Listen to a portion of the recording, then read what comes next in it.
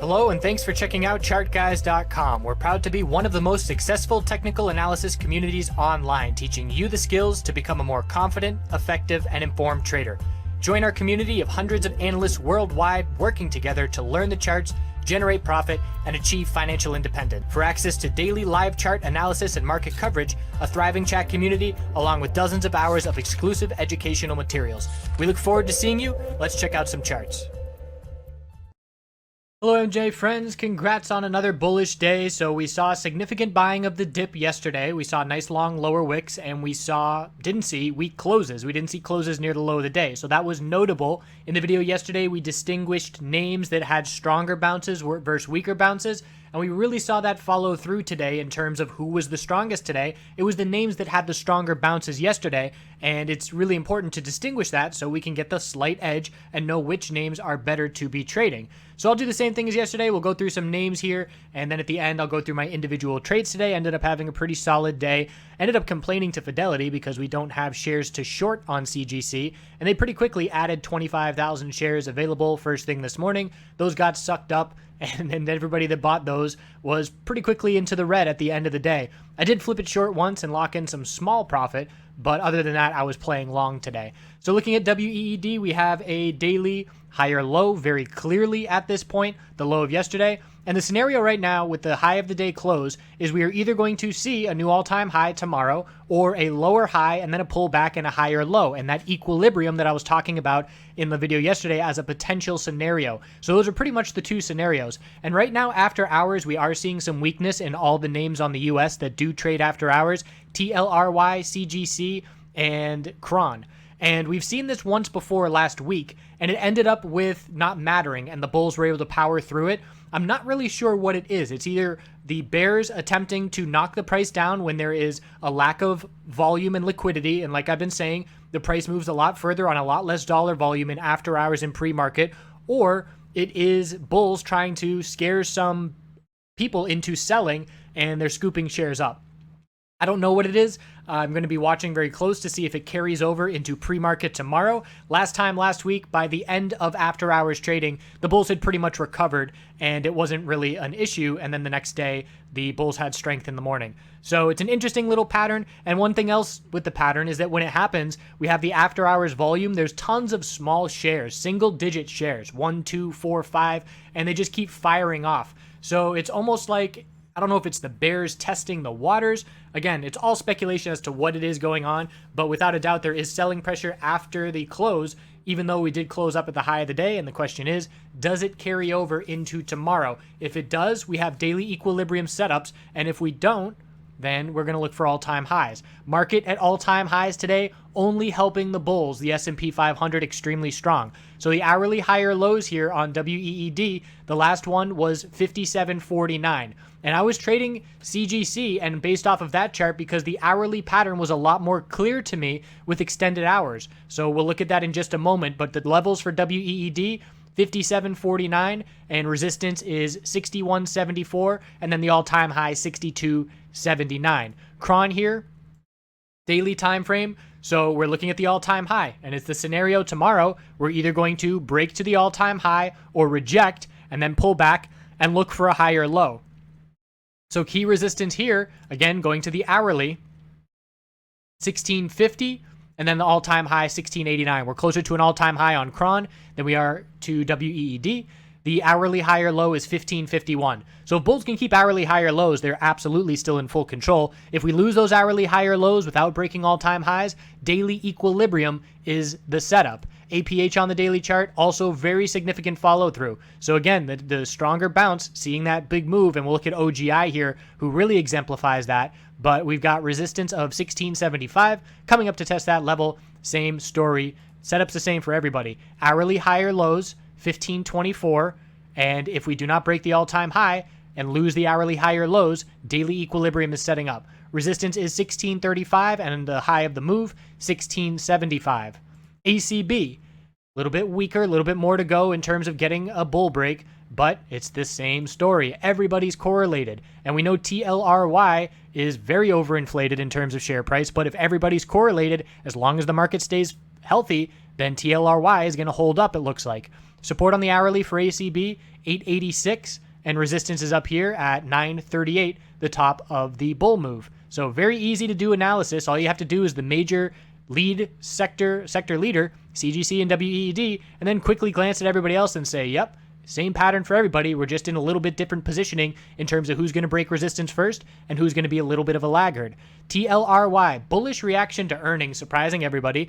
Nothing, crazy in those earnings. They did have some increase in revenue, but they also had some loss. But really what it was is they went on CNBC. So again, I'm loving that all the fundamental traders and analysts are getting the picture here. It doesn't matter. It's all about hype and momentum in the short term. So you go on CNBC and you talk about an MJ stock, your stock's going to pump after hours. And that's exactly what they did. Of course, they knew what they were doing. So we saw all-time highs today, significant follow-through. We have a lot of people looking bearish on TLRY, as they should be with how extended it is. But if CGC is holding up and the market in the sector is holding up, TLRY is not just going to dump out of nowhere, in my opinion.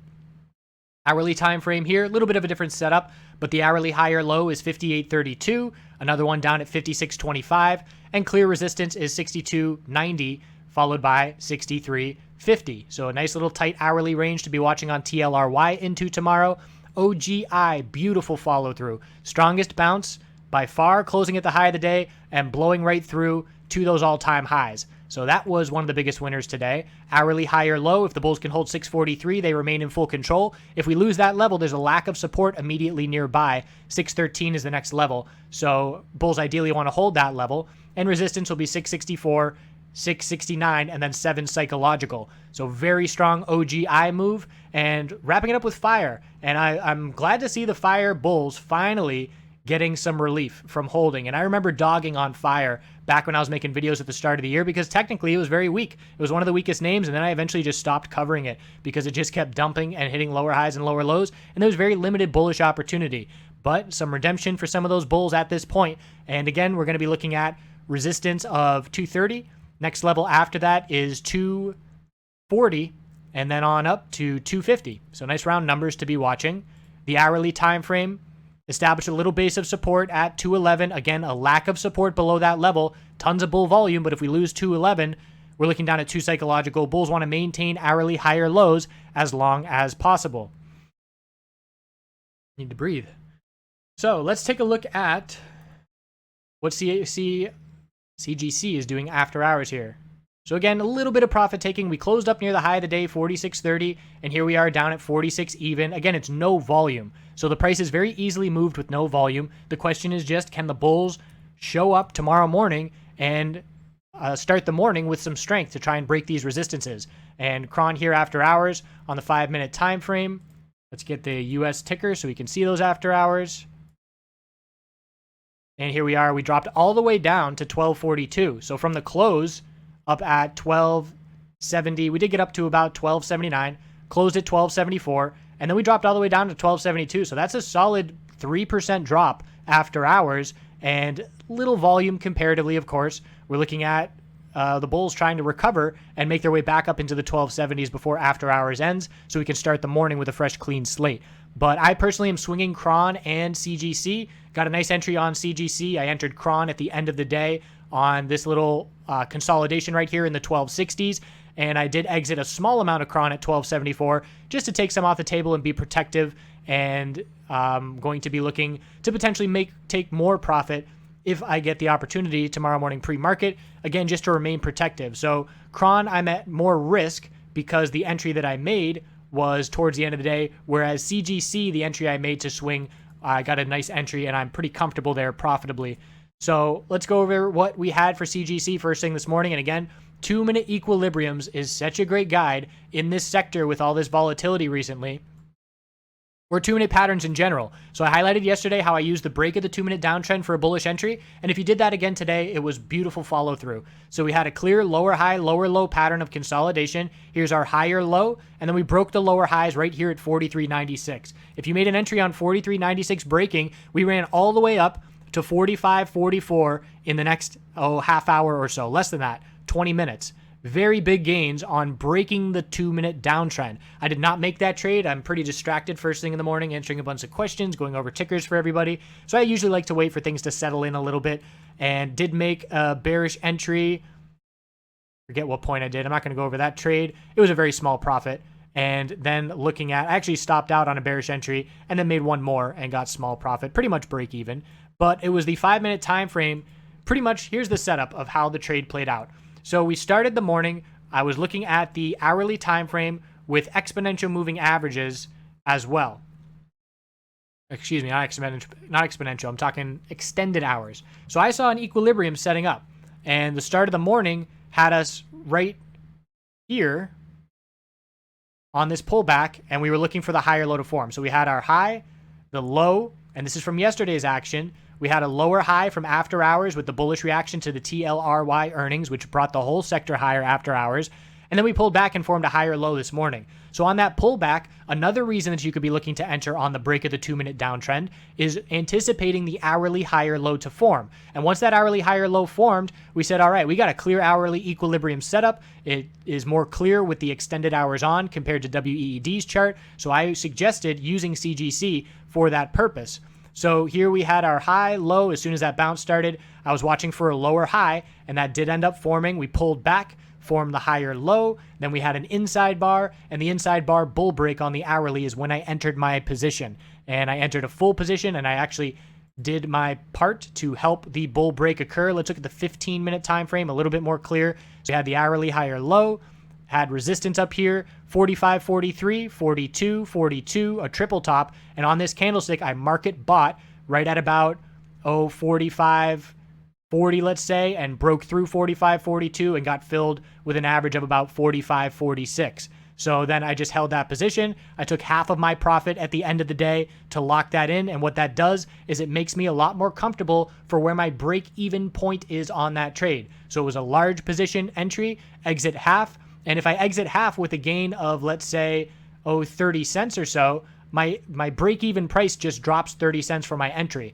So my entry average of 45.46, just like that, my break-even price now is 45.16, and I'm going to exit before that level hits, because if 45.16 were to hit, it would obviously be a significant pullback and potentially lose the 5-minute uptrend and lose the bullish momentum, so I would want to be out anyway. So that's why I often use large positions on breaks, and I quickly scale out half to give myself a lot of comfortability on what I have left. So I held the second half of that position all the way into the close here with the strong close.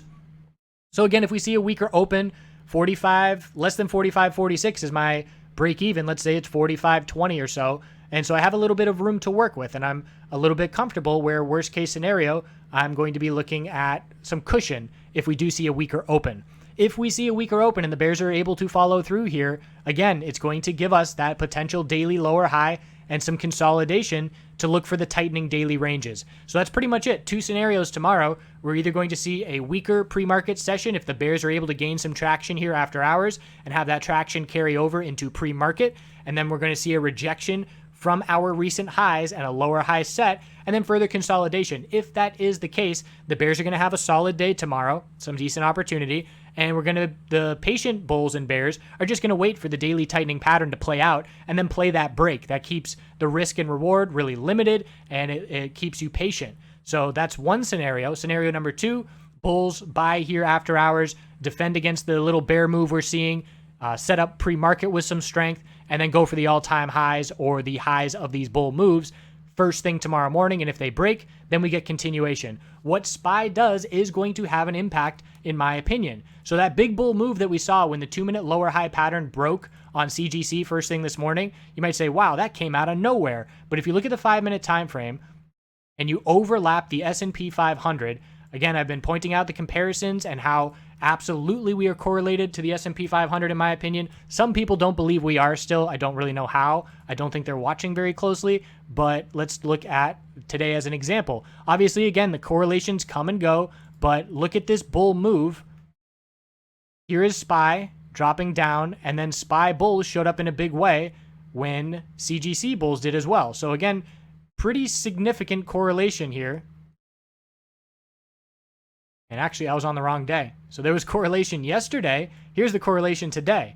So here's our drop. And then the bulls showed up in SPY, blue sky breakout, exactly when CGC turned things around and broke that 2-minute downtrend. In my opinion, SPY is the hidden man behind the curtain here, wizard behind the curtain, whatever you want to call it. in terms of driving this market higher and having a significant impact. It may not feel like it, but in my opinion, when we see the market consolidate from all-time highs, the S&P 500, we are likely to see the MJ sector consolidate as well. So I do believe that SPY will have a significant impact on those two scenarios that we have setting up for tomorrow. If SPY continues to all-time highs and sees a gap up open tomorrow morning, we're going to look to test resistances. If SPY has a weaker open and pulls back after the bell rings, we're going to look at the potential of these daily lower highs and equilibrium setting up. So we'll have to see how it plays out. And again, technical analysis, I'm not predicting which of the two scenarios are going to happen. I'm going to be watching pre-market when I wake up, multiple hours to prepare before the bell rings, and then I'm going to make decisions as I get information based on the pre-market trading as well as the first 15-20 minutes of trading as well. So we'll see how it plays out. I hope you all have a good night, and we'll see you tomorrow. Maybe.